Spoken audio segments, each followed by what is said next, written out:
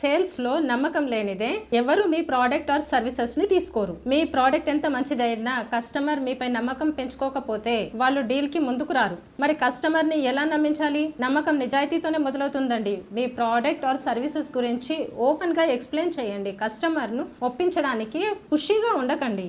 Wrong promises చేయొద్దు. Customer కి సూటిగా నిజాయితీగా సమాధానం ఇవ్వండి. చాలా మంది సేల్స్ పీపుల్ ఎక్కువగా మాట్లాడి కస్టమర్ ఏం కోరుకుంటున్నాడో వినడం మర్చిపోతున్నారు. కస్టమర్ అవసరాల గురించి డీప్ గా అడగండి. డిస్కషన్ పెట్టండి. వాళ్ళు ఏం ప్రాబ్లమ్స్ ఫేస్ చేస్తున్నారో తెలుసుకోవడానికి కొంత టైం పడుతుంది. కస్టమర్ ని నమ్మించే మార్గం ఏంటో తెలుసా? టెస్టిమోనియల్స్ చూపించడం.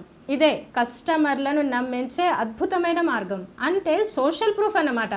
మీ ప్రోడక్ట్ ని యూజ్ చేసిన ఓల్డ్ క్లయింట్స్ ఎలా బెనిఫిట్ పొందారో వివరించండి. మీ ప్రోడక్ట్ రిజల్ట్స్ రియల్ గా చూపించే కంటెంట్ ని షేర్ చేయండి. మీరు చెప్పేది చూపేది రెండు ఈక్వల్ గా ఉండాలని గుర్తుంచుకోండి. ఫాలో అప్ ని మిస్ చేయకుండా ఎప్పటికప్పుడు టచ్ లో ఉండండి. కస్టమర్ కి మీరు ఎప్పుడు అందుబాటులో ఉంటున్నారు అన్న ఫీలింగ్ ఇవ్వాలి. Kindly don't just sell the product, instead of that educate them. మీ ఇండస్ట్రీకి సంబంధించి free tips and information share చేయండి. కస్టమర్ కి అవసరం లేకుండా కన్విన్స్ చేయొద్దు. వాళ్లకు కరెక్ట్ ఇన్ఫర్మేషన్ ఇవ్వాలి. బ్లాగ్స్, వీడియోస్, వెబినార్స్ ద్వారా వాళ్ళని ఎడ్యుకేట్ చేయండి. కస్టమర్తో రిలేషన్షిప్ బలంగా ఉండాలి.